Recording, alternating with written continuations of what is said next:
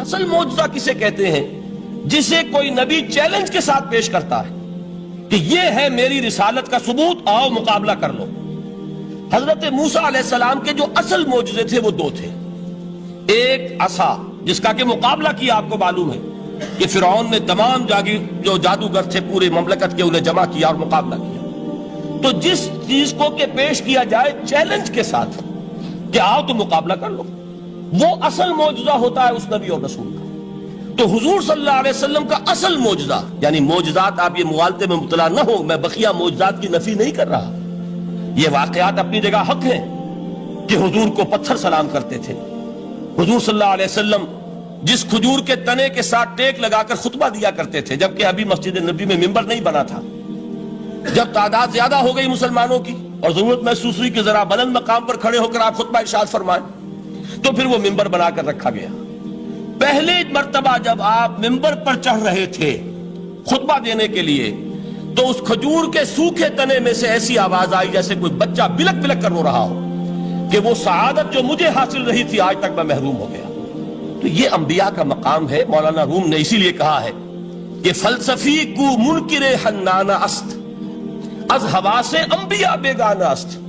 فلسفی اور عقلیت پرست انسان وہ تو حنانہ کا انکار کر دے گا، کیسے ممکن ہے سوکھا تنا اور اس کے اندر سے بچے کی طرح بلکنے کی آواز آئے، لیکن یہ اس لیے کہ وہ انبیاء کے خصوصی احوال جو ہے ان کو جانتا نہیں۔ اس قسم کے خرق عادت واقعات حضور کی زندگی میں بھی بے شمار ہوئے، لیکن حضور کا وہ معجزہ جس میں تحدی کے ساتھ چیلنج کے انداز میں کہا گیا کہ آؤ مقابلہ کرو، وہ صرف اور صرف قرآن ہے۔ چنانچہ آپ سورہ بنی اسرائیل میں دیکھیں گے، قُلْ لَئِنِ اجْتَمَعَتِ الْإِنسُ وَالْجِنُّ عَلَىٰ أَن يَأْتُوا بِمِثْلِ هَٰذَا الْقُرْآنِ لَا يَأْتُونَ بِمِثْلِهِ وَلَوْ كَانَ بَعْضُهُمْ لِبَعْضٍ ظَهِيرًا۔ اے نبی چیلنج کر دیجئے، اگر تمام انسان اور تمام جن مل کر یہ چاہیں کہ اس قرآن جیسی کوئی تصنیف کر دیں، تو چاہے وہ ایک دوسرے کا کتنی بھی اس میں مدد کریں اور تعاون کریں، وہ ہرگز قرآن جیسی کتاب تصنیف نہیں کر سکتے۔ اس سے آگے بڑھ کر یہ بات کہی گئی، اچھا پورا قرآن نہیں لا سکتے، اس قرآن کی طرح کی 10 صورتیں ہی تصنیف کر لو۔ جب اس کا بھی جواب نہیں دیا گیا تو جسے کہتے ہیں برسبیل تنزل، اور پنجابی میں کہتا ہے کہ برے کو گھر تک پہنچانا، وہ برے کو گھر تک پہنچانے کے لیے فرمایا ایک صورت ہی بنا لاؤ۔ یہ سورہ ہود میں اور سورہ یونس میں یہ مضمون آیا، اور پھر سورہ بقرہ میں ہجرت کے بعد جو پہلی صورت نازل ہوئی اس میں پھر اس کو دہرا دیا گیا، وَإِن كُنتُمْ فِي رَيْبٍ مِّمَّا نَزَّلْنَا عَلَىٰ عَبْدِنَا فَأْتُوا بِسُورَةٍ مِّن مِّثْلِهِ وَادْعُوا شُهَدَاءَكُم مِّن دُونِ اللَّهِ إِن كُنتُمْ صَادِقِينَ۔ کہ اگر تمہیں کوئی شک ہے اس کتاب کے بارے میں جو ہم نے نازل فرمائی ہے، شک کیا ہوگا؟ شک اسی بات میں ہوگا کہ شاید یہ محمد کا اپنا کلام ہے صلی اللہ علیہ وسلم، یا کوئی اور انسان ہے جو انہیں سکھا پڑھا رہا ہے۔ اگر تمہیں اس نوعیت کا کوئی شک ہے تو اس جیسی ایک صورت بنا لاؤ، فَأْتُوا بِسُورَةٍ مِّن مِّثْلِهِ۔ اور نوٹ کیجئے گا سورۃ العصر بھی صورت ہے، سورۃ الکوثر بھی صورت ہے، 3 آیات بھی اگر ایسی تم تصنیف کر کے لے آؤ تب تو تمہیں کچھ شک کرنے کا حق حاصل ہوگا، اور اگر نہیں کر سکتے تو جان لو فَإِن لَمْ تَفْعَلُوا وَلَن تَفْعَلُوا۔ پھر اگر تم ایسا نہ کر سکو اور ہرگز نہیں کر سکو گے، ذرا چیلنج کا انداز دیکھیے کہ ہرگز نہیں کر سکو گے، فَاتَّقُوا النَّارَ الَّتِي وَقُودُهَا النَّاسُ وَالْحِجَارَةُ، ڈرو اس آگ سے جس کا ایندھن بنیں گے انسان اور پتھر۔ اب اس بات کو سمجھیے کہ تاریخی حقیقت ہے یہ، جس کا کوئی کافر انکار نہیں کر سکتا، کہ وہ کوئی شخص اس چیلنج کو قبول کرنے کی جرات نہیں کر سکا۔ اگر جھوٹ موٹ کو بھی کوئی کھڑا ہو جاتا اور کہتا کہ ٹھیک ہے میں نے یہ ایک صورت بنائی ہے اور میرا دعویٰ یہ ہے کہ یہ قرآن جیسی ہے، تو ایک کنٹروورسی تو پیدا ہو جاتی نا۔ کچھ لوگ چاہے کہتے کہ نہیں یہ قرآن کے سطح کی نہیں ہے، لیکن یہ کہ اس کا دعویٰ تو ہو جاتا۔ لیکن تاریخ یہ بتا رہی ہے کہ سرے سے کسی شخص نے اس کی جرات نہیں کی۔ اس درجے وہ قرآن سے مرعوب ہوئے۔ تو حضور کا سب سے بڑا معجزہ جو آج تک زندہ ہے، اس کو ذہن میں رکھیے، میں نے جو حضرت موسیٰ حضرت عیسیٰ کے معجزات گنوائے ہیں وہ در حقیقت ان کی اپنی ذات کے ساتھ تھے۔ ید بیضا موسیٰ کے ساتھ تھا، عصا معجزہ اس وقت تھا جب موسیٰ کے ہاتھ میں تھا، اس کے بعد 250 برس تک وہ صندوق سکینہ جو ہے، تابوت سکینہ، اس میں وہ عصا رکھا رہا، لیکن اب وہ معجزہ نہیں تھا، وہ سوکھی لکڑی تھی، اس کے سوا کچھ نہیں۔ تو تمام انبیاء اور رسول کے معجزے ختم ہو گئے، وہ ان کی ذات کے ساتھ تھے۔ محمد الرسول اللہ کی رسالت دائمی ہے تا قیام قیامت، لہذا معجزہ بھی آپ کا دائمی ہے، وہ معجزہ آج بھی موجود ہے۔ البتہ میں ادھر ضرور توجہ دلاؤں گا کہ قرآن مجید کے اعجاز کے 3 پہلو ہیں۔ پہلا پہلو، اور زیادہ تر اسی کی طرف توجہ زیادہ ہوئی ہے، وہ ہے قرآن کی فصاحت، بلاغت، ادبیت، اس کی چاشنی۔ ظاہر بات ہے کہ اس کا شعور اور ادراک صرف عربوں کو ہو سکتا ہے، بلکہ میرے خیال میں ناراض نہ ہو اہل عرب تو آج کے عربوں کو بھی نہیں ہو سکتا۔ یہ اسی دور کے عرب، ان کی اپنی جو اس وقت کی زبان تھی، اس زبان میں فصحاء، بلغاء، شعراء، خطباء، ان کو اتنا ذوق تھا کہ وہ باقی پوری دنیا کو کہتے تھے یہ گونگے ہیں، بولنا ہمیں آتا، خطیب ہم ہیں، شاعر ہم ہیں، خطبہ ہم دے سکتے ہیں، شعر ہم کہہ سکتے ہیں، باقی سب تو عجمی ہیں، گونگے ہیں، ان کے اندر نہ فصاحت ہے، نہ بلاغت ہے، نہ ان کے کلام میں چاشنی ہے، نہ اس کے اندر کوئی شکو ہے۔ یہ دعویٰ جنہیں تھا، جب ان کے منہ بند ہو گئے قرآن کو سننے کے بعد کہ اس کلام کا کوئی مقابلہ ممکن نہیں ہے، جو ان کے سبع معلقہ کے شعراء میں سے آخری شاعر وہ ایمان لے آئے، اس کے بعد جب ان سے کہا گیا کہ اب آپ شعر نہیں کہتے، حضرت عمر نے ایک مرتبہ ان سے سوال کیا کیا بات ہے، اب آپ نے شعر کہنے چھوڑ دیے؟ تو ان کا جواب یہ تھا اب بعد القرآن، کیا اب قرآن کے بعد بھی اس کا امکان ہے کہ کوئی شخص اپنی فصاحت اور بلاغت کا کوئی اظہار کرنا چاہے؟ یہ تو فصاحت اور بلاغت کی ایک معراج ہے کہ جس تک کہ اب کسی انسان کی رسائی ممکن نہیں۔ تو فصاحت اور بلاغت جو ہے قرآن کی اور اس کی ادبیت، در حقیقت اس کا ادراک تو ہو سکتا ہے صرف اہل زبان کو۔ ہم لوگ جو ترجموں سے پڑھتے ہیں، چاہے کتنی ہی گرامر پڑھ لیں، کتنی صرف و نحو پڑھ لیں، واقعہ یہ ہے کہ وہ جو ایک ہوتا ہے نفس پر جب انگلی آتی ہے تو جو ایک آپ کو فیل ہوتی ہے، وہ فیل ہم جو عجمی لوگ ہیں جن کی مادری زبان عربی نہیں ہے، وہ قرآن مجید کی فصاحت اور بلاغت کو اس طور سے نہیں سمجھ سکتے جیسے کہ اہل زبان سمجھ سکتے ہیں، اور خاص طور پر جیسے کہ اس زمانے کے اہل زبان نے سمجھا۔ آج چونکہ عربی زبان ویسے تو جو اس کی فصیح لینگویج ہے وہ جو کی تو اپنی اصل پر قائم ہے، اور وہ اسی قرآن کے طفیل اور قرآن کے صدقے قائم ہے، ورنہ دنیا میں کوئی دوسری زبان نہیں ہے کہ جو 1500 برس تک اتنی پیور رہ جائے، اس میں تبدیلی آتی ہے۔ خود اردو جو ہے 300 برس کی اردو، دکن کی اردو، ذرا اس کو کبھی پڑھیے تو آپ حیران ہوں گے کہ یہ اردو زبان ہے اور آج کی اردو کوئی اور ہے۔ یہ صرف 200-250 برس کے اندر یہ انقلاب اردو میں ہو چکا ہے۔ عربی زبان 1500 برس سے وہ قائم ہے اپنی اسی جگہ پر، اور وہ صرف قرآن کا اعجاز اور قرآن کا صدقہ ہے، لیکن باقی جو اصل میں بولی جانے والی زبانیں ہیں وہ بہت بدل چکی ہیں۔ لہذا تمام اہل عرب کے لیے بھی اب قرآن کے اس پہلو کو صحیح طور پر سمجھنا ممکن نہیں۔ قرآن کی جو اعجاز کے 2 پہلو ہیں وہ ہے در حقیقت جو میری اور آپ کی توجہ کے خاص طور پر در حقیقت حقدار ہیں، اور ہمیں ان کی طرف توجہ کرنی چاہیے۔ بدقسمتی سے اس کی طرف عام طور پر علماء نے توجہ نہیں کی، اس کی صرف ادبیت ہی کا چرچا ہوتا ہے۔ اصل میں قرآن مجید علم انسانی کی معراج، فکر، فلسفہ، حکمت، قرآن کی ابدی حکمت، قرآن کا ابدی فلسفہ، قرآن انسانی مسائل کا جو حل دیتا ہے، قرآن نے سوشل سائنسز میں جس طریقے سے رہنمائی کی ہے، یہ 2 پہلو ہیں اس کے اعجاز کے، جس کی کہ آج ہمیں ضرورت ہے کہ ہم اس کا شعور اور ادراک حاصل کریں۔ اس کے ضمن میں خاص طور پر علامہ اقبال کا نام لینا چاہتا ہوں۔ میرے نزدیک اس دور میں قرآن مجید کے اس اعجاز اور اس کے ایک معجزہ ہونے کے لیے سب سے بڑی دلیل علامہ اقبال کی شخصیت ہے۔ وجہ کیا ہے کہ علامہ اقبال علماء کے طبقے میں سے نہیں تھے۔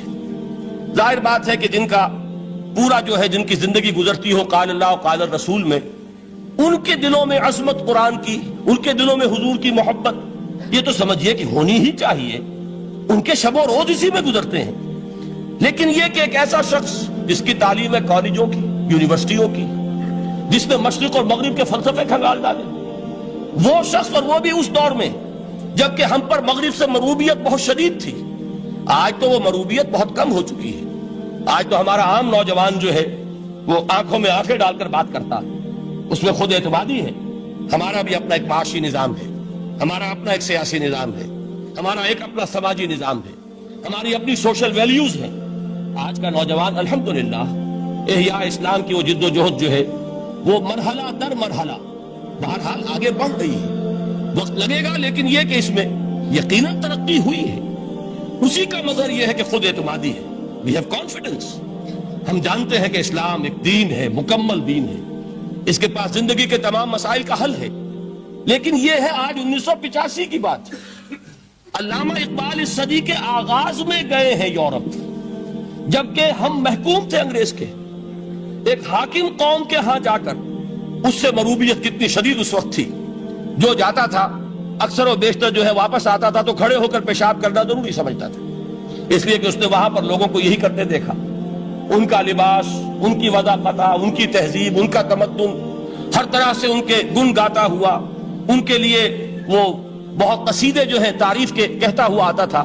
لیکن ایک علامہ اقبال کی شخصیت وہ ہے کہ وہ یہ خود کہتے ہیں کہ میں اس آگ میں ڈالا گیا ہوں مثل خلیل، مغربی تہذیب کے اس الاؤ میں مجھے اس طرح ڈالا اللہ نے جیسے کہ حضرت ابراہیم کو آگ میں ڈلوایا۔ میں اس تہذیب کے اس الاؤ کے اندر سے ہو کر آ رہا ہوں، اور میں نے یہ دیکھ لیا ہے کہ یہ تہذیب کھوکھلی ہے، اس کے اندر کوئی پائیداری نہیں ہے، نظر کو خیرہ کرتی ہے تب چمک تہذیب حاضر کی، یہ سنائی مگر جھوٹے نگوں کی ریزہ کاری ہے۔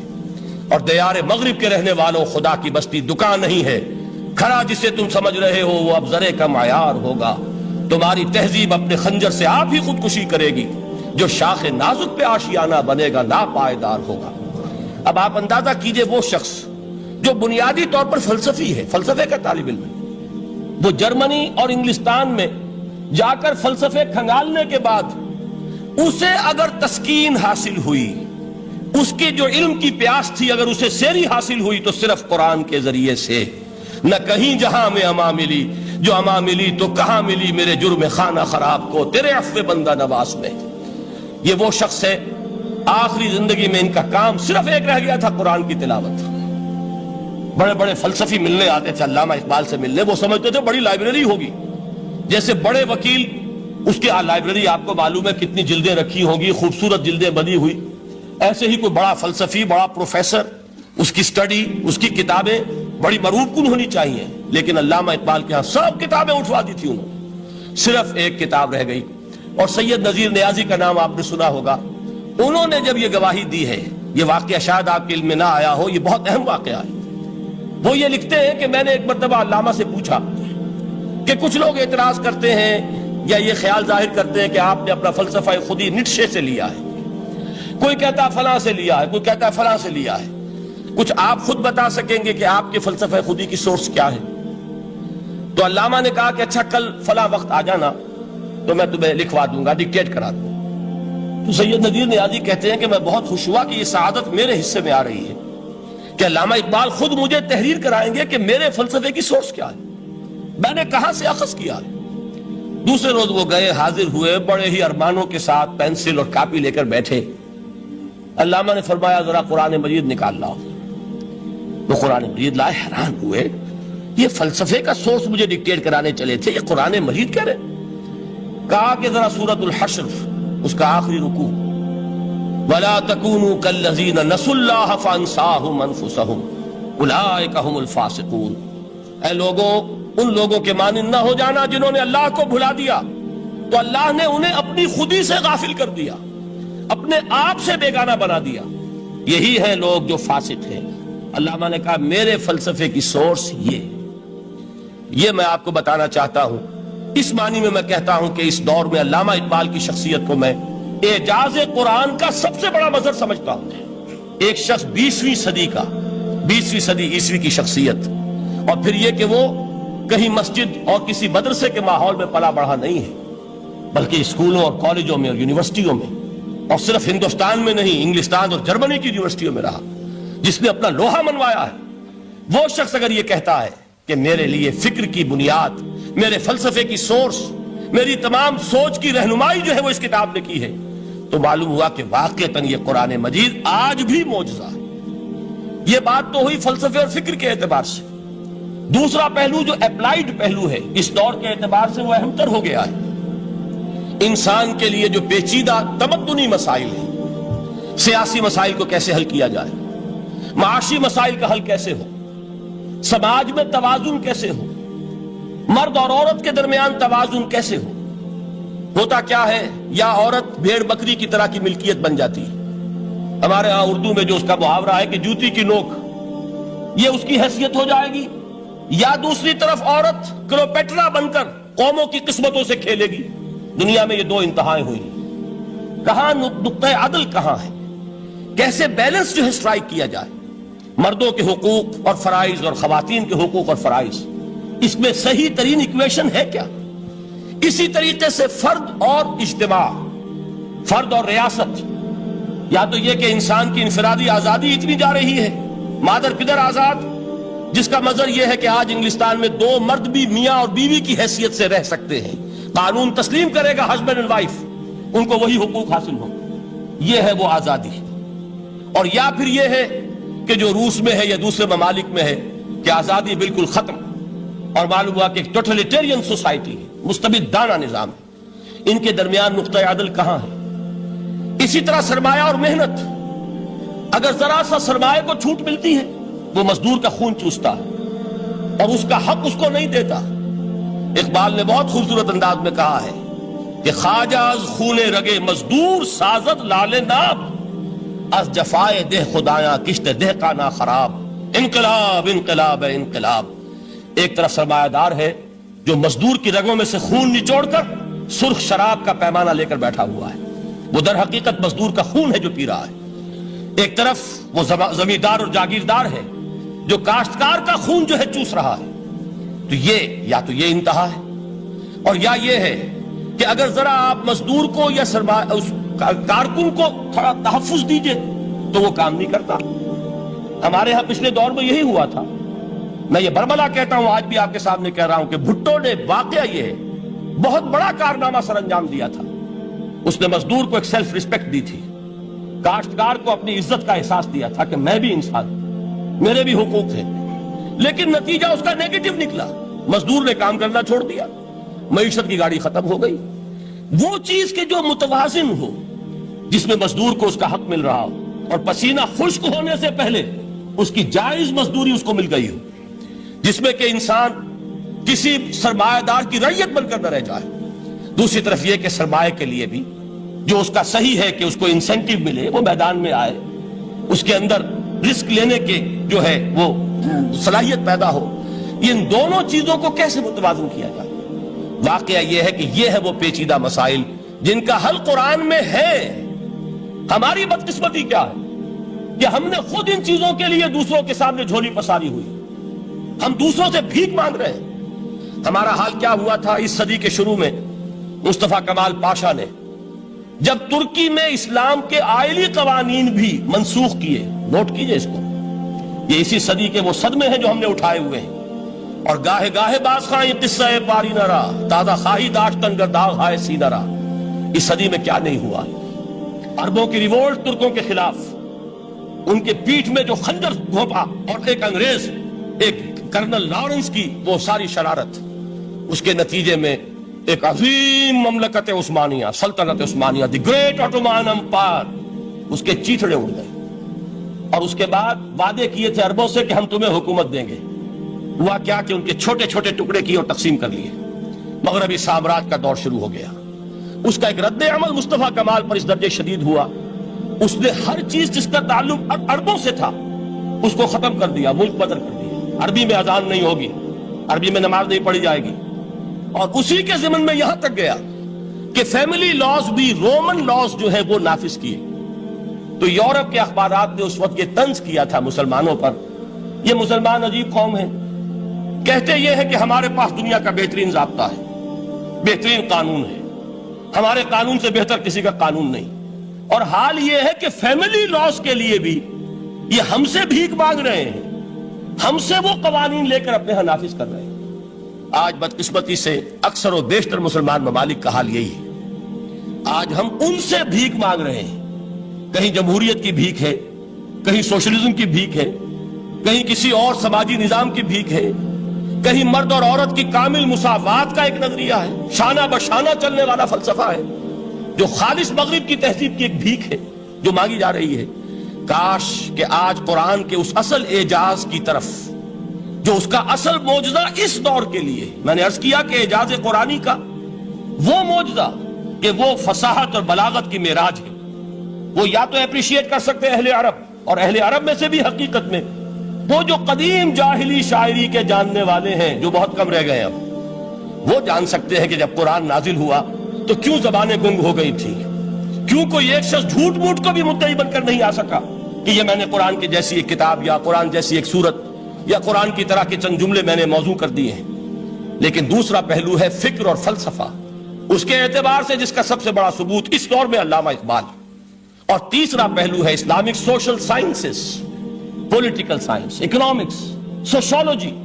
اس میں جو کچھ قرآن نے دیا ہے، جو آج بھی انسان کی رہنمائی کے لیے بہترین نظام ہے، اس نظام کو ہم سمجھے، اسے دنیا کے سامنے پیش کریں، تب در حقیقت قرآن مجید کا اعجاز سامنے آئے.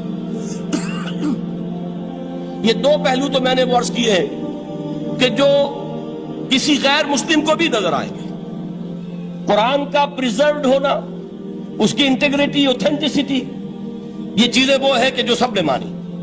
قرآن کے ذریعے تاریخ انسانی کا عظیم ترین انقلاب برپا ہونا، یہ وہ بات ہے کہ جو کسی اندھے کو بھی دیکھنی پڑتی ہے.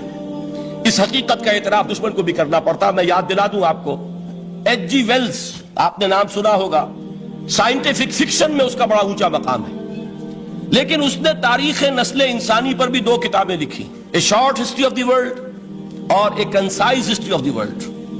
Concise history of the world میں وہ شخص حضور کے ذکر پر جب آتا ہے تو میں صرف ذکر کر رہا ہوں، نقل کفر نہ باشد، اس نے حضور کی شخصیت پر بڑے رقیق حملے کیے ہیں، بڑے گھٹیا حملے کیے. حضور کی خاص طور پر تعدد ازدواج کا جو معاملہ ہے، یہ کڑوی گولی ان کے حلق سے اتر نہیں سکتی، اس لیے کہ ان کا آئیڈیل ہے حضرت مسیح اور حضرت یحییٰ، جان دی بیپٹسٹ اینڈ جیسس آف نزارت. ان دونوں نے ایک شادی بھی نہیں کی، تجرد کی زندگی بسر کی، لہذا ایک شادی بھی ان کے نزدیک گھٹیا فعل ہے. تو حضور نے تو کی ہیں 11 شادیاں، 11 نکاح کے. یہ جو کڑوی گولی ہے یہ ان کے حلق سے نیچے نہیں اترتی، اس لیے میں انہیں معذور سمجھتا ہوں. تو اس نے اس پہلو سے تو بڑے حملے کیے، لیکن خطبہ حجۃ الوداع کے وہ جملے جو ہے تاریخی، پورے کے پورے اس نے کوٹ کیے.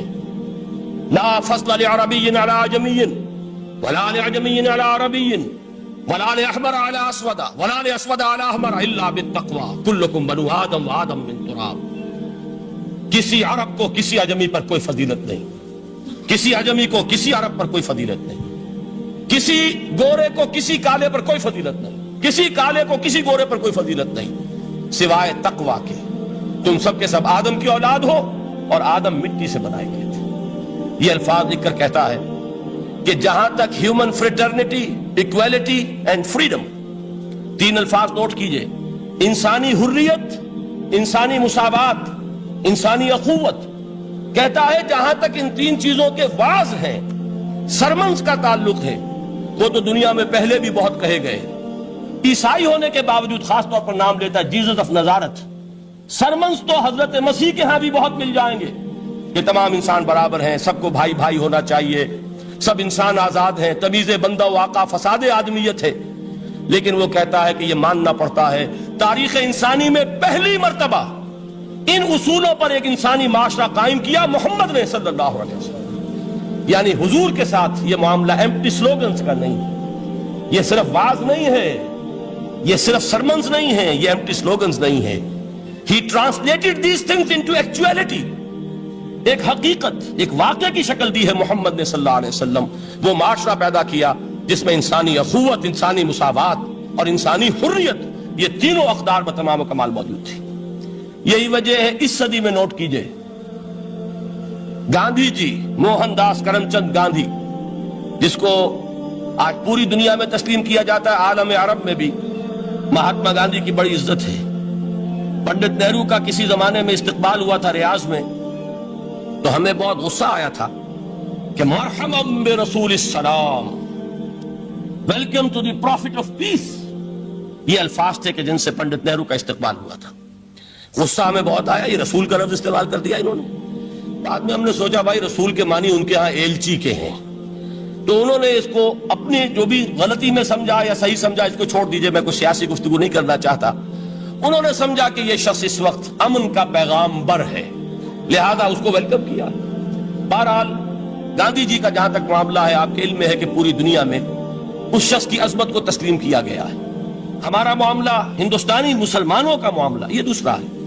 وہ تو آپ کو معلوم ہے کہ جوتا جسے کاٹتا ہے اسے پتا چلتا ہے کہ یہ جوتی کاٹ رہی ہے، ورنہ دیکھنے والے کو پتا چلے گا بڑا خوبصورت جوتا ہے، بڑا عمدہ جوتا ہے، کوئی اس میں خرابی نہیں ہے، لیکن جسے وہ پنچ کر رہی ہے اسے پتا ہے کہ یہ ہے کیا۔ اس اعتبار سے ہمارا معاملہ علیحدہ ہے، لیکن دنیا کو وہ بہت خوبصورت اور بہت ہی اعلیٰ اور بہت ہی اونچی شخصیت ایک نظر آتی ہے۔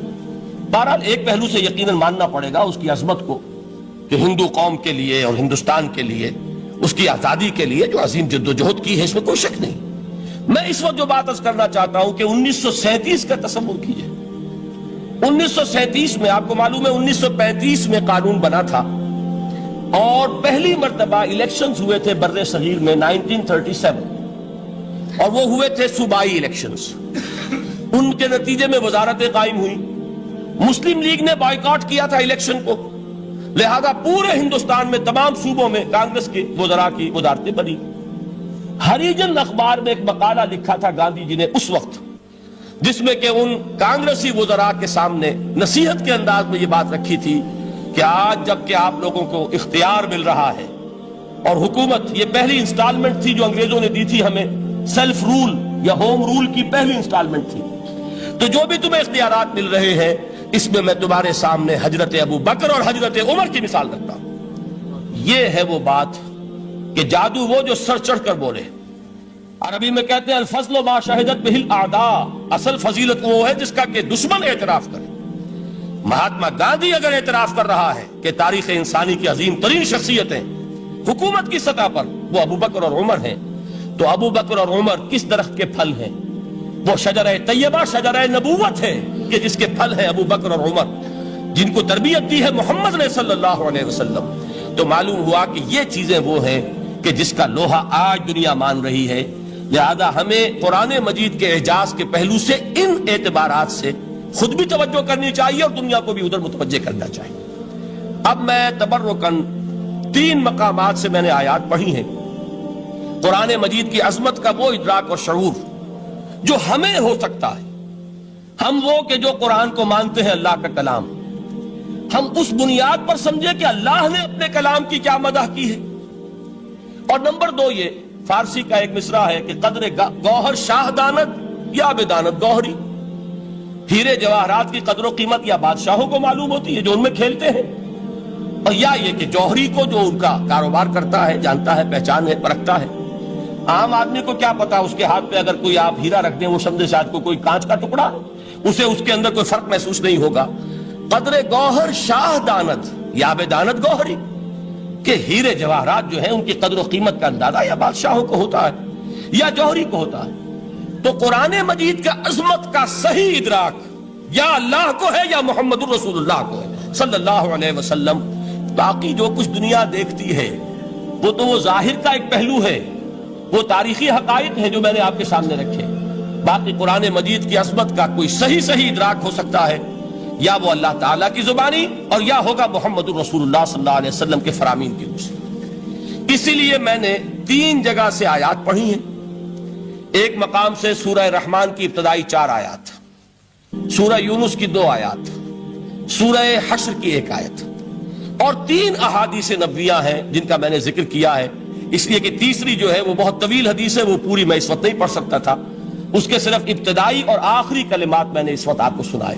میں تھوڑی سی تشریح ان کی کروں گا تاکہ قرآن مجید کی عظمت کا جو نقش میرے اور آپ کے قلب پر ہونا چاہیے وہ صحیح در حقیقت ان آیات اور احادیث کی روشنی میں ہمارے دلوں پر قائم ہو جائے۔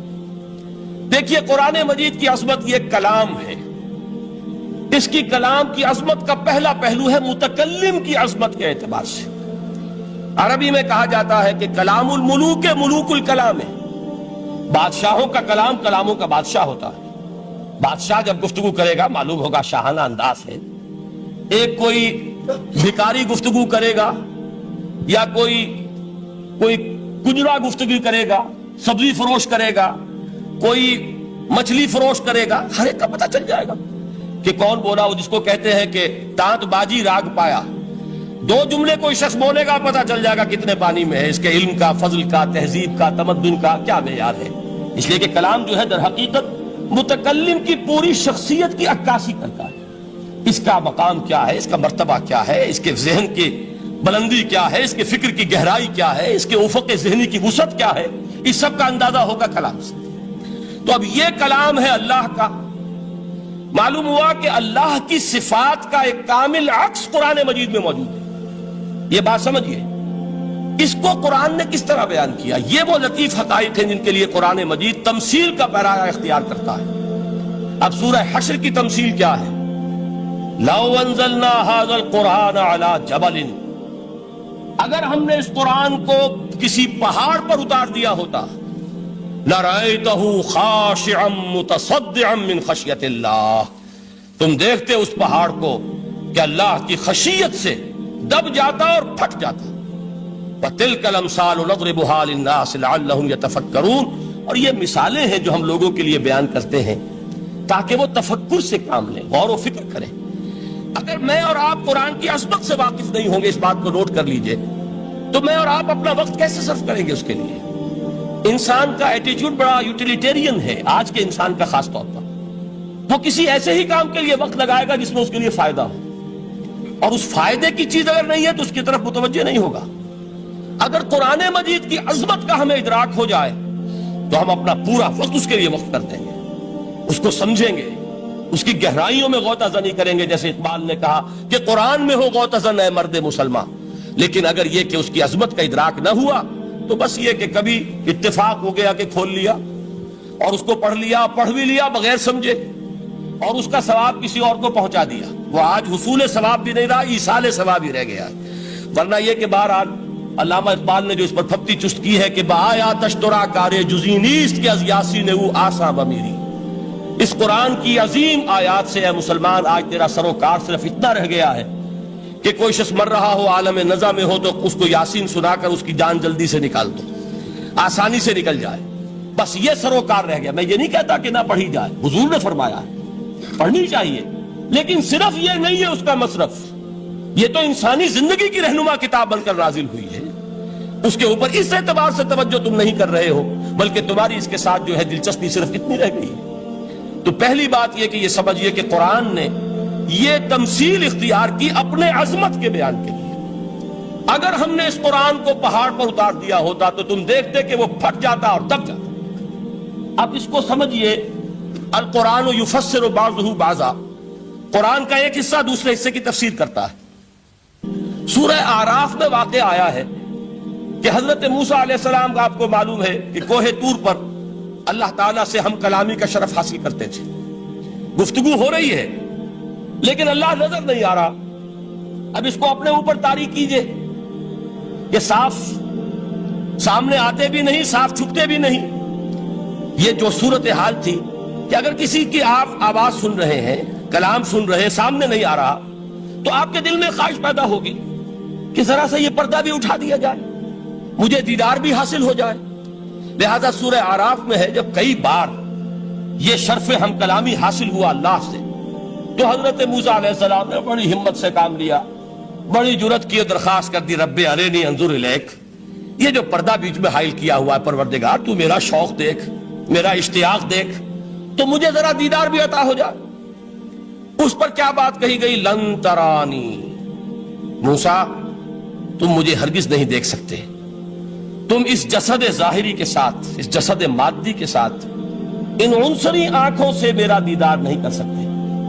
ولیکن انظر الی الجبل، دیکھو ہم تمہیں ایک مثال دیے دیتے، ذرا اس پہاڑ کی طرف دیکھو، ہم اپنی ایک تجلی اس پر ڈالیں گے. فإن استقر مکانہ فسوف ترانی، اگر وہ پہاڑ ہماری تجلی کو جھیل جائے، تحمل کر لے، تو تم بھی سوچنا کہ شاید ہمیں دیکھ سکو. اس کے بعد ہوا کیا؟ فلما تجلی ربہ للجبل جعلہ دکا وخر موسیٰ صعقا. جب اللہ تعالیٰ نے پہاڑ پر اپنی ایک تجلی ڈالی تو وہ پہاڑ جو ہے پھٹ گیا. اور موسیٰ، اب دیکھیے براہ راست تجلی موسیٰ پر نہیں ہے، یہ انڈائریکٹ مشاہدہ ہے تجلی ربانی کا کہ جو پہاڑ پر ہوئی ہے، اور پہاڑ کی جو کیفیت ہوئی ہے اس کے مشاہدے سے حضرت موسیٰ بے ہوش ہو کر گر گئے. وَصَعِقَ مُوسَىٰ خَرَّ مُوسَىٰ صَعِقًا. یہ ہے وہ مثال جو یہاں دی ہے قرآن کے لیے. لَوْ أَنزَلْنَا هَذَا الْقُرْآنَ عَلَىٰ جَبَلٍ لرأيته خاشعا متصدعا من خشیت اللہ. نتیجہ کیا نکلا؟ انفر کیجئے، استدلال، استنتاج. نتیجہ یہ نکلا کہ جو تاثیر تجلی ذات ربانی کی ہے وہی تاثیر کلام ربانی کی ہے. صرف یہ ہے کہ ہمیں اس کا شعور نہیں، ہمیں اس کا ادراک نہیں. یہ بالکل ذات کی تجلی کی جو تاثیر تھی وہی قرآن خود بیان کر رہا ہے کہ اس کلام ربانی کی. اس کو بھی علامہ اقبال نے خوب کہا ہے، فاش گویم آنچ در دل مزمرست. صاف کہہ دیتا ہوں جو کچھ میرے دل میں ہے. این کتابیں نیست چیزیں دیگر است. اسے کتاب نہ سمجھ بیٹھنا قرآن کو، یہ کتاب نہیں ہے، کچھ اور ہے. کچھ اور کیا ہے؟ مثل حق پنہاؤ ہم پیداستو زندہ پائندہ گویاستو. یہ تو جیسے اللہ تعالیٰ کی ذات ہے، مثل حق، ذات حق سبحانہ و تعالیٰ کی طرح یہ زندہ ہے، پائندہ ہے. مثل حق، پائندہ گویاستو، یہ جو ہے زندہ ہے، یہ متکلم ہے، کلام نہیں ہے. کل صفات ربانیہ جو ہیں ظاہر اور باطن، مثل حق پنہاؤ، ظاہر و پنہا، اور حی و قیوم جیسے اللہ کی ذات ہے، وہی صفات اس کلام کی ہیں. اور اس کے بعد وہ شعر آیا تھا جو میں پہلے سنا چکا ہوں، چون بجاں در رفت جاں دیگر شود. جب یہ قرآن کسی انسان کے اندر سرایت کر جاتا ہے، اس کے دل پر نازل ہوتا ہے. دیکھیے یہ الفاظ آپ کو کہیں اور نہیں ملیں گے. میرے نزدیک جہاں علامہ اقبال اس دور میں قرآن کی عظمت کا سب سے بڑا ثبوت ہے، وہاں عظمت قرآنی کے سب سے زیادہ واقف اور اس کا سب سے زیادہ شعور رکھنے والے بھی علامہ اقبال. یہ الفاظ آپ کو کہیں نہیں مل سکیں گے کہ مثل حق پنہاؤ ہم پیداستو زندہ پائندہ گویاستو چون بجاں در رفت جہاں دیگر شود. جہاں چو دیگر شد جہاں دیگر شود. جب یہ انسانوں کے اندر سرایت کر جاتا ہے، ان کے اندر ایک انقلاب آ جاتا ہے، اور یہ اندر کا انقلاب ہے جو ایک عالمی انقلاب کا پیش خیمہ بنتا ہے. آپ آرڈیننس کے ذریعے سے نمازیں پڑھوائیں گے تو پھر نماز وہی پڑھی جائے گی جو آفس ٹائم میں آئے گی. باقی اور کیوں پڑھیں گے؟ وہ تو آرڈیننس کے ذریعے سے پڑھائی جا رہی ہے نا. اس کا حشر تو وہ ہوگا جو ہمارے ہاں دیکھا جا چکا ہے. اور اس وقت بھی اس زمانے میں نے یہ سنا ایک جگہ کہ کلاس 4 امپلائیز جو ہیں، وہ شروع میں جب آرڈیننس نافذ ہوا تھا ہمارے ہاں تو دفتروں میں بڑا اہتمام ہوا. آفیسرز نے خاص طور پر بڑے اہتمام سے ظہر کی نماز پڑھنی شروع کی. لیکن مجھے بتایا گیا کہ کلاس 4 امپلائیز جو ہیں، ہمارے یہ ڈرائیورز ہیں، پینز ہیں، یہ کھڑے ہنستے رہتے ہیں، شریک نہیں ہوتے. میں نے ان سے کہا وہ اس لیے کہ انہیں معلوم ہے کہ آپ بھی تو یہی پڑھ رہے ہیں صرف نماز. باقی آپ کے ڈرائیور سے اور آپ کے خانسامہ سے یہ بات چھپی ہوئی نہیں ہے کہ عصر آپ نے بھی نہیں پڑھنی. یہ صرف زور ہے جو آپ پڑھ رہے ہیں. تو یہ اصل میں اندر کا انقلاب جب تک نہ آئے، باہر کا ٹھوسا ہوا انقلاب، وہ تو جب پریشر ہٹ جائے گا تبدیلی ختم ہو جائے گا. چون بجاں در رفت جہاں دیگر شود، اندر انقلاب آئے. جب اندر تبدیلی ہو جائے گی، اب انسان کا پورا وجود بدلے گا. پھر اس کے اندر سے تبدیلی جو ہے وہ ابھرے گی، اسے کسی خارجی دباؤ کی ضرورت نہیں ہوگی. جہاں جو دیگر شد جہاں دیگر شود. اور جب انسانی شخصیتوں کے اندر یہ انقلاب اندر سے آتا ہے تو پھر وہ عالمی انقلاب بنتا ہے. جیسے کہ محمد رسول اللہ کا انقلاب. واقعہ یہ ہے کہ اگر جوش کانسپیریسی، عبداللہ ابن سبا کی سازش اگر کامیاب نہ ہو گئی ہوتی اور مسلمانوں کے اندر آپس کا اختلاف اور سرپھٹول نہ ہو جاتا، جو حضرت عثمان کی شہادت، پھر حضرت علی کی شہادت رضی اللہ تعالی عنہما، اور حضرت علی کی دوران خلافت یہ آپس کے جو جنگیں ہوئی، جنگ جمل، جنگ صفین، جنگ نہروان، اگر یہ نہ ہوئی ہوتی تو جس سپیڈ کے ساتھ اور رفتار کے ساتھ انقلاب محمدی کی توسیع ہو رہی تھی علی صاحب الصلاۃ والسلام، کوئی طاقت دنیا میں نہیں تھی. اقبال نے اس کا بھی نقشہ کھینچا ہے کہ تھمتا نہ تھا کسی سے سیل رواں ہمارا. وہ سیل رواں تھا، کوئی روکنے والا نہیں تھا. انٹرنل سیبوٹاج وہ ہے کہ جس نے اس انقلاب کا راستہ روکا. تو واقعہ یہ ہے کہ وہ اندرونی انقلاب حضور نے برپا کیا قرآن کے ذریعے صحابہ میں. اندر سے جو انقلاب تھا اس نے عرب میں ایک انقلاب کی شکل اختیار کی. اور یہ انقلاب جو ہے اتنی اپنے اندر قوت رکھتا تھا، اتنی پوٹینشیلٹی تھی اس کی کہ وہ 20 برس کے اندر کہاں آکسس دریائے جیہوں، کہاں اٹلانٹک. تصور تو کیے، تاریخ میں اس سے پہلے اتنی بڑی کوئی مملکت قائم ہوئی نہیں. کہاں یمن اور کہاں ایشیا کوچک، ایشیا مائنر ٹرکی، یہاں سے وہاں اور وہاں سے یہاں. اتنی عظیم مملکت حضرت عثمان رضی اللہ تعالیٰ عنہ کے خلافت میں ہو چکی تھی. یہ بات اگر یہ چلتا معاملہ آگے تو کوئی قوت اب نہیں رہی تھی. سلطنت روما ختم ہو چکی تھی, سلطنت کسرا ختم ہو چکی تھی, بخشے اڑ گئے تھے. اب کون سی طاقت رہ گئی تھی جو سیلاب کا راستہ روکتی؟ یہ وہ یہودی سازش ہے جس نے اندر سے سیبوٹاج کیا. بہرحال یہ ہے انقلاب محمدی کا طریقہ, اندر سے تبدیلی. اسی کو علامہ اقبال نے کہا ہے, تیرے ضمیر پہ جب تک نہ ہو نزول کتاب, گرہ کشا ہے نہ راضی نہ صاحب کشاف. یہ قرآن اب بھی تم ایسے محسوس کرو کہ جیسے تمہارے دل پر نازل ہو رہا ہے. اور مجھے یاد آیا امام ابن قیم رحمت اللہ علیہ, ان کا ایک بڑا پیارا جملہ ہے. وہ کہتے ہیں قرآن کے بعض پڑھنے والے ایسے ہیں کہ جب وہ قرآن کو پڑھتے ہیں تو یوں محسوس کرتے ہیں کہ قرآن مصحف میں لکھا ہوا نہیں ہے, ان کے اپنے دل کے اوپر کندہ ہے, دل کے اوپر سے پڑھ رہے ہیں. یعنی اتنی کامل مطابقت وہ محسوس کرتے ہیں, اپنی فطرت, ہیومن نیچر اور قرآن کے اندر اتنی مطابقت ہے. اس طرح وہ ٹیلی کرتے ہیں ایک دوسرے کے ساتھ کہ محسوس ہوتا ہے کہ وہ کتاب ان صفحات میں لکھی ہوئی نہیں ہے بلکہ لوح قلب پر لکھی ہوئی ہے کہ جہاں سے وہ انسان اسے پڑھ رہا. تو پہلی بات تو قرآن مجید کی آیت کے حوالے سے اس پہلو سے ہمارے سامنے آئی کہ جو تاثیر ہے ذات ربانی کی تجلی کی, وہی تاثیر ہے اس قرآن مجید کی, بشرطے کہ ہمارے دل جو ہیں وہ کچھ اپنے اندر اس استعداد اور صلاحیت کو پیدا کر لیں. دوسرا مقام ہے سورہ یونس کا. اب کسی کلام کی عظمت کا دوسرا پہلو ہو سکتا ہے اس کی افادیت کے اعتبار سے, اس سے فائدہ کیا ہوگا نوع انسانی کے لیے. دیکھیے دو آیات, یہ عظیم خزانے ہیں عظمت قرآن کے.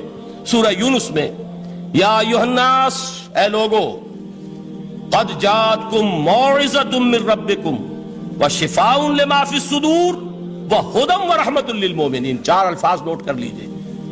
اے لوگو, آ گئی ہے تمہارے پاس وہ چیز تمہارے رب کی طرف سے جو موعظہ ہے. موعظہ کسے کہتے ہیں؟ نصیحت. اس بات کو ذرا سمجھ لیجئے ترتیب کیا ہے. نصیحت اسے کہتے ہیں, جی رہا نہیں جا رہا, میں نے اس کی ترتیب بدلی ہوئی ہے. مجھے یاد دلایا ایک صاحب نے کہ سورہ رحمان کی ابتدائی آیات کا بیان تو رہ گیا, وہ رہا نہیں, میں نے پڑھا کسی اور ترتیب سے تھا, بیان کسی اور ترتیب سے کر رہا ہوں. پڑھنے میں 4, 2 اور 1, اور اب جو میں بیان کر رہا ہوں پہلے 1 آیت سورہ حشر کی جو بیان کی, اب 2 آیات ہیں سورہ یونس کی. لوگوں تمہارے پاس آ گئی ہے تمہارے رب کی طرف سے موعظت, اور تمہارے سینوں کے اندر جو روگ ہیں ان کے لیے علاج. توجہ کیجئے گا, ہم نے قرآن کو کیا سمجھا ہے؟ صرف ایک مقدس کتاب, ایک حصول ثواب یا ایصال ثواب کا آلہ. قرآن ہے کیا؟ نمبر 1 موعظہ. موعظہ کسے کہتے ہیں؟ وعظ اسے کہتے ہیں وہ بات جس سے دل نرم ہو جائے, دل کے اندر گداز پیدا کرنے والی شے. وجہ کیا ہے؟ اعلیٰ سے اعلیٰ حکیمانہ بات کسی سے کہی جائے, دل سخت ہے, اثر نہیں ہوگا. ایک کرسٹ آ جاتا ہے انسان کے دل کے اوپر, جیسے کہ یہود کے علماء کے بارے میں فرمایا گیا, ثم قست قلوبکم فہی کالحجارۃ او اشد قسوۃ وان من الحجارۃ لما يتفجر منه الانہار وان منها لما يهبط من خشیۃ اللہ وان منها لما يشقق فيخرج منه الماء. اے لوگوں, پھر تمہارے دل سخت ہوتے چلے گئے, پھر وہ پتھروں کے مانند سخت ہو گئے, بلکہ ان سے بھی زیادہ سخت, اس لیے کہ پتھروں میں تو وہ بھی ہوتے ہیں کہ جو اللہ کے خوف سے گر جاتے ہیں, پتھروں میں وہ بھی ہوتے ہیں کہ جو اللہ کی خشیت سے پھٹ جاتے ہیں, ان میں سے پانی بہ نکلتا ہے. پتھر تو اس طرح کے ہیں, لیکن انسان کا دل جب سخت ہو جائے, جب پتھر بن جائے, تو کوئی شے دنیا کی اس کی سختی کا مقابلہ نہیں کر سکتی. پہلے اس سختی کو نرم کریں گے, جیسے زمین ہے چٹیل زمین, اس زمین کے اندر ہل چلے گا تو بارش جو ہے فائدہ دے گی. اس کو آپ زمین کو نرم کرتے ہیں تاکہ وہ بارش کو جذب کرے, ورنہ چٹیل زمین ہے سخت, وہ پانی بہ جائے گا اور وہ زمین کے اندر جذب نہیں ہوگا. تو پہلا لفظ استعمال کیا موعظہ. یہ قرآن واعظ ہے, نصیحت ہے, دلوں کو نرم کرتا ہے, دلوں پر جو کرسٹ آ گیا ہے سخت اسے توڑتا ہے, اس میں ہل چلاتا ہے. پھر کیا کرتا ہے؟ پھر جب یہ جذب ہوتا ہے, شفاء لما فی الصدور, جو سینے کے روگ ہیں ان کے لیے شفا ہے.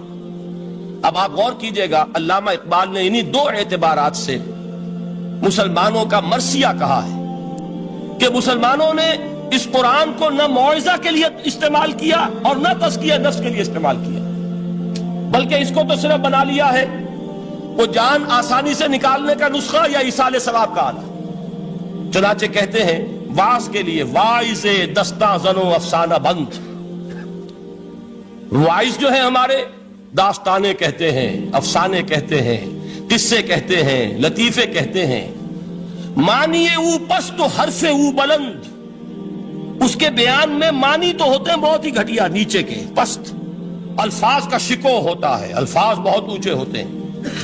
از خطیب و دیلمی گفتارے او با ضعیف و شاذ و مرسل کارے او، سارا باز و نصیحت جو ہو رہا ہے وہ ضعیف حدیثوں کے ذریعے سے، ضعیف روایات، روایات بخاری کی ہو، مسلم کی ہو، ترمذی کی ہو، ابن ماجہ کی ہو۔ کہاں خطیب بغدادی اور دیلمی، وہ کتابیں کہ جن کی کوئی سند نہیں ہے، وہاں کی روایات کے ذریعے سے لوگوں کو تذکیر کرنے کی کوشش کر رہے ہیں۔ با ضعیف و شاذ و مرسل کارے ہو، ضعیف روایات، شاذ روایات، مرسل روایات، جن کا سلسلہ روایت محمد الرسول اللہ تک متصل نہیں ہے، اس کے ذریعے سے کر رہے ہیں۔ حالانکہ موعظہ، سب سے بڑا موعظہ یہ قرآن تھا۔ قرآن کہتا ہے خود فذکر بالقرآن من یخاف وعید، اے محمد صلی اللہ علیہ وسلم آپ اس قرآن کے ذریعے نصیحت کیجئے، یہ قرآن ہے جو دلوں کی سختی کو ختم کرے گا، گداز پیدا کرے گا۔ دوسری طرف علامہ اقبال کیا کہتے ہیں کہ جہاں تک ہمارے ہاں جو بھی تصوف کے معروف حلقے ہیں، صوفیاء حق کی بات نہیں کہہ رہا، وہاں قوالی ہو رہی ہوگی تو حال آ جائے گا۔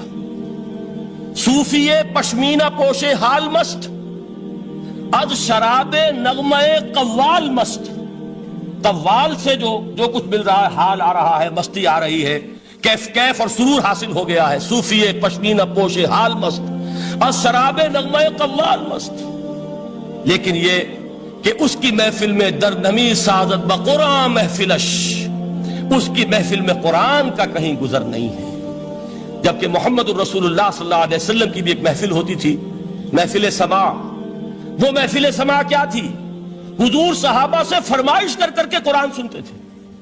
حضرت عبداللہ ابن مسعود رضی اللہ تعالیٰ عنہ کی روایت موجود ہے کہ مجھے ایک مرتبہ حکم دیا حضور نے کہ قرآن سناؤ۔ میں نے عرض کیا حضور آپ کو سناؤں؟ آپ پر تو نازل ہوا ہے۔ تو حضور نے فرمایا نہیں، مجھے کسی اور سے سن کر کچھ اور لطف حاصل ہوتا ہے۔ اب امتثال امر میں حضرت عبداللہ ابن مسعود رضی اللہ تعالیٰ عنہ نے سورہ نساء پڑھنی شروع کی۔ 41ویں آیت پر پہنچے، چشم تصور سے دیکھیے کہ حضور بھی تشریف فرما ہے، صحابہ کرام کی محفل ہے، اور صحابہ کیسے بیٹھا کرتے تھے ادب کے ساتھ۔ ایک روایت میں الفاظ آئے ایسے بیٹھتے تھے ساکت و صامت ہو کر، بالکل خاموش، سکون، ساکن اور ساکت اور صامت، کہ جیسے ان کے سروں پر پرندے بیٹھے ہیں کہ ذرا جنبش کریں گے تو پرندہ اڑ جائے گا، اس ادب کے ساتھ۔ تو وہ محفل جو ہے حضور صلی اللہ علیہ وسلم کی، اور ایک صحابی حضرت عبداللہ ابن مسعود گردن نیچی کیے ہوئے ہیں اور قرآن پڑھتے چلے جا رہے ہیں۔ جب اس آیت پر پہنچے فَكَيْفَ إِذَا جِئْنَا مِن كُلِّ أُمَّةٍ بِشَهِيدٍ وَجِئْنَا بِكَ عَلَىٰ هَٰؤُلَاءِ شَهِيدًا، کیا ہوگا اس دن جس دن کہ ہم ہر امت پر ایک گواہ کھڑا کریں گے، اور اے نبی آپ کو گواہ بنا کر لائیں گے ان کے خلاف۔ آپ کو یہ ٹیسٹیفائی کرنا ہوگا کہ اللہ تیرا جو کلام میرے پاس آیا تھا میں نے پہنچا دیا تھا، اب ان کی ذمہ داری ہے، they are accountable, they are responsible۔ اس پر حضور نے فوراً فرمایا حسبک حسبک، بس کرو بس کرو۔ اور حضرت عبداللہ ابن مسعود فرماتے ہیں کہ میں نے جب نگاہ اٹھا کر دیکھا حضور کے آنکھوں سے آنسو روا تھے۔ یہ ہے سماع، یہ محفل سماع ہے، کاش کہ اللہ تعالی ہمیں اس کی توفیق عطا فرمائے۔ یہ ہے مسنون محفل سماع، اس قرآن کے اندر وہ گداز ہے۔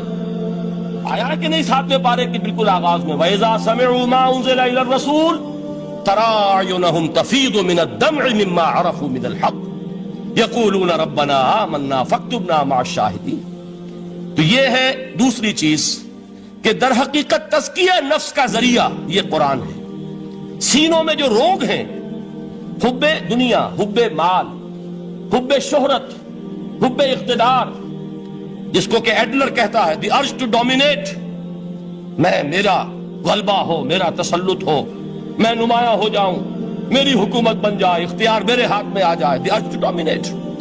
یہ ساری ارجز ہیں ہماری در حقیقت جس سے فساد رونما ہے۔ یہ حب مال ہے جس کی وجہ سے ہمارے اندر تنافس ہے۔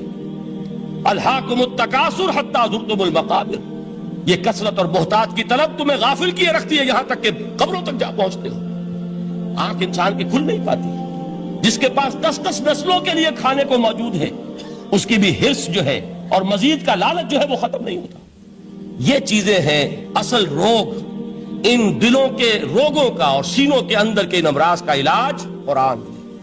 یا ایھا الناس قد جاءتکم موعظۃ من ربکم وشفاء لما فی الصدور۔ اب جب یہ دو چیزیں ہو جائیں گی، اب تیسرا لفظ ہے ہدن۔ ہدایت بیکار ہے جب تک دل میں گداز نہ ہو، ہدایت بیکار ہے جب تک کہ نیت درست نہ ہو۔